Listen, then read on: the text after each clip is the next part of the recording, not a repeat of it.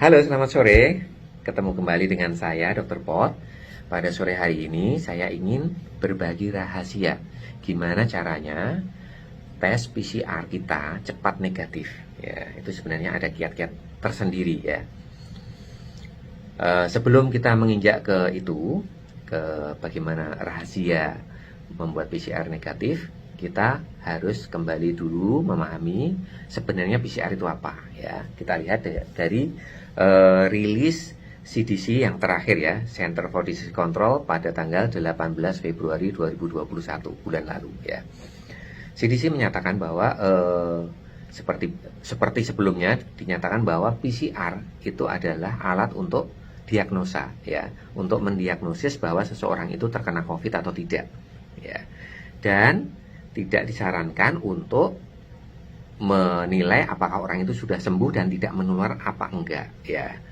Jadi pada tanggal 27 Mei 2020 tahun lalu ya, WHO masih mengeluarkan rekomendasi kalau ada negara yang memilih untuk menentukan kesembuhan lewat tes PCR, dipersilahkan masih ya saat itu ya, masih dipersilahkan. Jadi boleh memilih, boleh melihat dari gejalanya, misalkan gejalanya hari keberapa, atau dari PCR boleh, itu pada tanggal 27 Mei.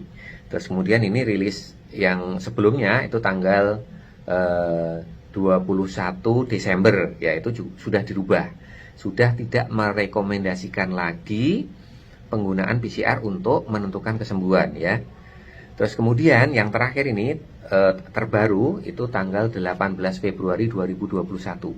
Itu juga menegaskan kembali CDC ya, Center for Disease Control Amerika, menegaskan kembali mereka ini yang membuat PCR ya, membuat PCR untuk mendeteksi virus COVID-19.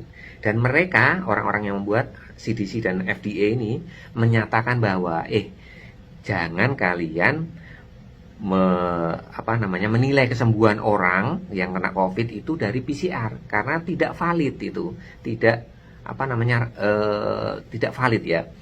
Jadi orang yang sudah sembuh pun bisa positif gitu. Jangan menilai dengan itu. Nah ini dinyatakan, ini kita baca bareng-bareng ya, bahwa CDC tidak menyarankan lagi, tidak merekomendasikan lagi penggunaan PCR untuk menyatakan kesembuhan pasien COVID-19 ya, kecuali pada keadaan tertentu. Yang pertama, keadaan imunokompromis ya. Imunokompromis itu orang yang tidak memiliki respon imun. Misalnya apa nih? Misalnya orang yang kena kanker, orang yang kena kanker berat dan kemudian harus menjalani kemoterapi. Nah, itu respon imunnya sangat rendah. Nah, orang yang seperti itu silahkan kalau tes PCR. Kalau bapak-bapak ibu sekalian yang di rumah yang nggak sedang kemoterapi, nggak usah ya. Terus yang kedua, itu orang yang HIV, misalkan terkena HIV AIDS ya, dan tidak diobati, akhirnya respon imunnya amat sangat rendah, itu juga boleh dites PCR ya. Terus yang ketiga adalah orang yang memiliki penyakit autoimun yang mengharuskan dia meminum kortikosteroid ya. Kortikosteroid itu penekan respon imun tubuh ya. Itu dosisnya kalau prednison lebih dari 20 mg per hari. Nah itu juga dipersilahkan untuk tes PCR. Manfaat lain dari tes PCR itu adalah untuk mempercepat kalau kita mau lebih cepat selesai isolasi. Misalkan nih, saya harus isolasi karena saya gejala ringan ya. Saya gejalanya cuma meriang-meriang sama sakit kepala 1 hari saja, misalkan gejala ringan ya. Saya pengen hari ke-10 saya mau kerja dok. Karena saya ini seorang CEO, saya ini seorang menteri, saya seorang presiden, saya mau kerja, misalnya seperti itu. Nah itu boleh di PCR ya. Siapa tahu kalau negatif silahkan langsung kerja ya. Begitu juga dengan orang yang tanpa gejala. Orang tanpa gejala harusnya 10 hari isolasi. Hari ke-11 boleh bekerja kembali ya, boleh berkumpul kembali dengan keluarga. Tapi dia pengen lebih cepat ya, karena dia orang penting banget. Misalkan hari ke-8 dia sudah nggak tahan lagi, aku harus kerja dok. Hari ke-7 udah mau kerja, mau tes dulu silahkan. Nah itu untuk mempercepat boleh ya. Jadi gunanya untuk orang yang tidak punya respon imun dan untuk orang yang pengen lebih cepat selesai isolasi, itu penggunaan PCR. Di luar itu sebenarnya nggak disarankan. Tetapi masalahnya banyak sekali perusahaan-perusahaan atau bahkan anggota masyarakat, bahkan pejabat yang masih menganggap bahwa kalau PCR-nya belum negatif artinya masih menular. Saya pokoknya mau PCR-nya negatif. Nah, seperti itu. Ya repot ya sebenarnya ya. Tapi ya nggak apa-apa. Ya, kita lihat di grafik ini ya. Sebenarnya virus itu adanya di warna merah itu ya. Jadi 1 minggu, -1 itu akhirnya 1 minggu sebelum gejala ini di 0 itu, di angka 0. Terus kemudian plus sampai 10 hari setelah bergejala, itu adanya virus di situ, virus yang bisa menular ya. Dan biasanya penularan pun nggak langsung serta-merta begitu kita ketular virus kita bisa menularkan orang lain, nggak. Virusnya nunggu banyak dulu ya, biasanya 3 hari sebelum gejala muncul. Nah itu baru kita bisa menularkan ke orang lain karena jumlah virusnya udah banyak ya. Setelah itu jumlah virusnya akan turun terus karena dihajar oleh respon imun tubuh kita ya, ketahanan tubuh kita. Akhirnya habis sampai hari ke-10 itu habis ya. Habis ya. Nggak ada sisanya, tinggal remukan-remukannya. Nah, remukan-remukannya kalau kita lihat dari gambar ini, tes PCR-nya itu sampai 12 minggu ya. 12 minggu itu masih bisa positif ya, akhirnya artinya 3 bulan masih bisa positif. Nah seperti itu. Jadi kita kalaupun masih positif ya nggak apa-apa. Nah supaya cepat negatif gimana? Karena sebenarnya ketika sudah nggak ada virusnya tapi masih positif, itu artinya bangkai-bangkai virus atau apa namanya itu sisa-sisa protolan virus itu masih ada di dalam tubuh kita. Kenapa? Karena tubuh kita belum mampu membuangnya secara keseluruhan. Nah, untuk membuang secara keseluruhan itu gimana? Itu memerlukan metabolisme tubuh ya. Orang yang metabolismenya cepat pasti membuang sampah-sampah dalam tubuhnya lebih cepat.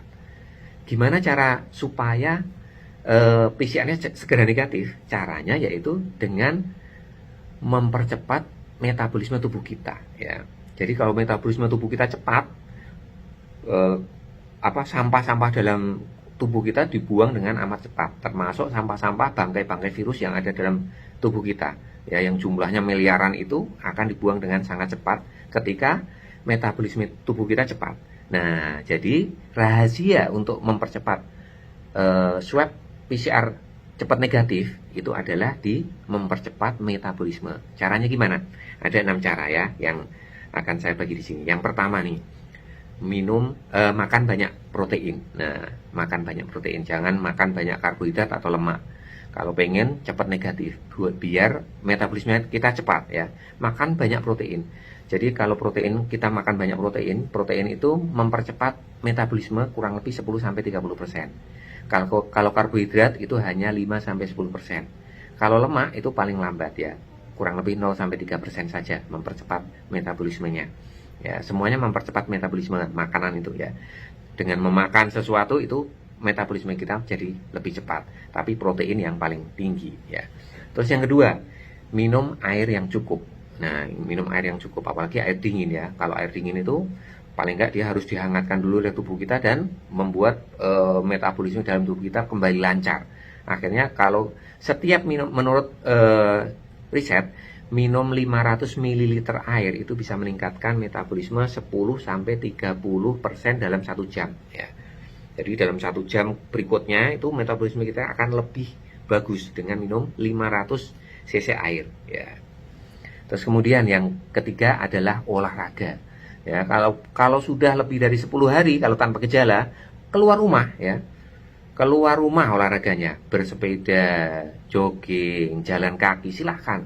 Ya sudah nggak menular lagi, nggak usah takut sama Pak RT, tetangga dan lain sebagainya, bilangin aja ya bahwa saya sudah tidak menular lagi, saya sudah lebih dari 10 hari saya tanpa gejala. Kalau yang dengan gejala, kalau kita ngikutin dari Kemenkes itu ya hari ke-14 ya, hari ke-14 setelah 3 hari tanpa gejala itu kita sudah belas tidak menular lagi ya, nggak usah khawatir walaupun tes PCR-nya masih positif. Udah keluar saja, keluar, jalan-jalan, makan soto dan lain sebagainya ya, untuk agar metabolismenya kita cepat ya.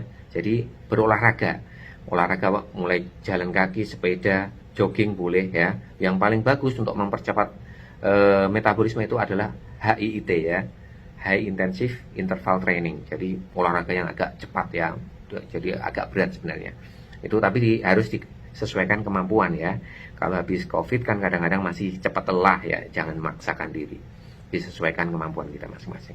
Yang keempat kita mulai angkat beban. Nah, angkat beban itu otot kita semakin terlatih, itu metabolisme kita akan semakin cepat ya. Latihan angkat beban di rumah, dumbbell boleh, apapun ya. Itu membuat pembuangan virus-virus, sampah-sampah virus itu jauh lebih cepat ya. Terus kemudian yang kelima adalah tidur yang cukup ya. Jadi tidur itu sebenarnya kan sepertinya metabolisme kita malah lambat ya, tapi sebenarnya enggak. Dengan tidur yang cukup itu metabolisme kita akan semakin bagus. Kalau kita tidur kurang justru akan lambat metabolisme kita ya. Terus kemudian yang keenam itu yang menyenangkan juga, itu kalau pengen PCR-nya cepat negatif, metabolismenya kita cepat, sampah-sampah tubuh hilang, itu minum kopi ya. Minum kopi, apalagi kopi hitam tanpa gula. Nah, itu bagus banget, untuk kesehatan juga bagus, untuk kesehatan jantung juga bagus ya. Dia juga boosting metabolisme ya, membuat metabolisme kita jauh lebih cepat. Minum kopi itu mempercepat metabolisme 3-11% menurut beberapa riset ya.